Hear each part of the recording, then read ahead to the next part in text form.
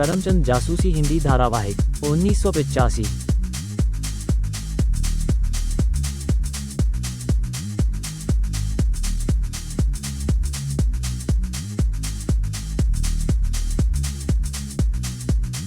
सहायक किटी के साथ मिलकर विभिन्न आपराधिक मामलों को हल करता है।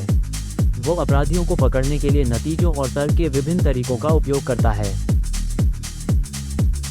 करमचंद जासूसी टीवी श्रृंखला 1985 में दूरदर्शन पर प्रसारित हुआ। ये भारत का पहला जासूसी हास्य टीवी शो था। करमचंद, इसमें अभिनेता पंकज कपूर ने जासूस करमचंद और सुष्मिता मुखर्जी ने उनकी सहायक किटी की भूमिका निभाई थी। करमचंद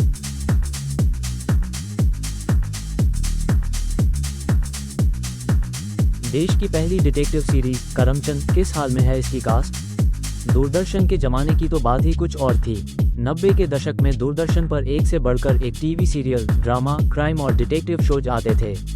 उनके फैंस की लिस्ट आज भी काफी लंबी है, लेकिन आज हम आपको एक ऐसे टीवी शो के बारे में बताने जा रहे हैं जिसे देश की पहली डिटेक्टिव सीरीज माना जाता है। इस सीरीज को लेकर क्रेज इतना ज्यादा था कि लीड किरदार के नाम से कपड़ों से लेकर चश्मे, यहाँ तक कि हलवा और मिठाई भी बिकने लगी थी। इस डिटेक्टिव सीरीज का नाम है करमचंद। कमल हासन तक ने इसकी तारीफ की थी और जाने माने एक्टर मनोज कुमार तो इसका हिस्सा बनना चाहते थे। फोटो दूरदर्शन पर 1985 में आया था। करमचंद 1985 में दूरदर्शन पर टेलीकास्ट किया गया था। इसे पंकज पाराशर ने डायरेक्ट किया था। शो में पंकज कपूर और सुष्मिता मुखर्जी लीड रोल में थीं। पंकज कपूर करमचंद नाम के डिटेक्टिव बने थे और सुष्मिता उनकी असिस्टेंट थी जिसका नाम किटी था। इस शो में करमचंद जिस तरीके से केस को सुलझाता था और जो तरीके अपनाता था, उन्होंने इस शो में दिया है।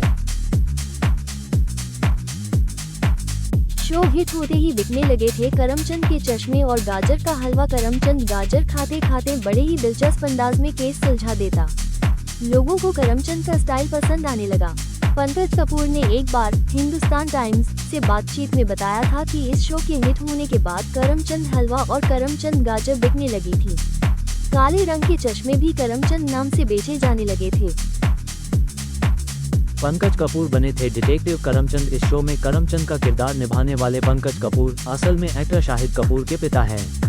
पंकज कपूर ने थिएटर और फिल्मों के अलावा टीवी शोज में भी काम किया था। वो अब भी एक्टिंग में सक्रिय है।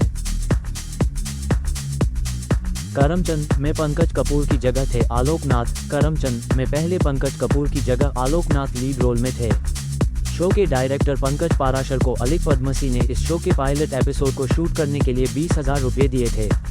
शो में आलोक नाथ करमचंद बने थे। तब किटी का कोई रोल नहीं था, लेकिन बाद में आलोक नाथ और पंकज पाराशर के बीच कुछ मतभेद हो गए। आलोक नाथ हट गए और फिर पंकज कपूर को करमचंद का किरदार मिला। अर्चना पूरन सिंह भी करमचंद का थी हिस्सा। सुष्मिता मुखर्जी के बाद करमचंद में अर्चना पूरन सिंह ने किटी का रोल प्ले किया था। कई फिल्मों और कॉमेडी शोज में अपना दमखम दिखा चुकी अर्चना को कौन नहीं जानता। वो द कपिल शर्मा शो का अहम हिस्सा है और अब भी एक्टिंग की दुनिया में छाई हुई है।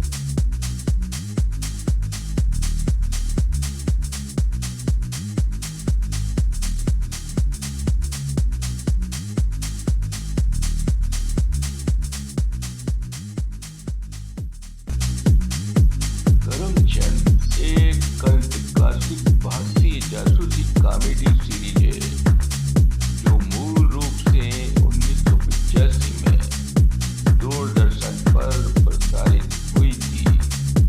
चुप रहो किटी वाक्यांश को लोकप्रिय बनाने के लिए प्रसिद्ध।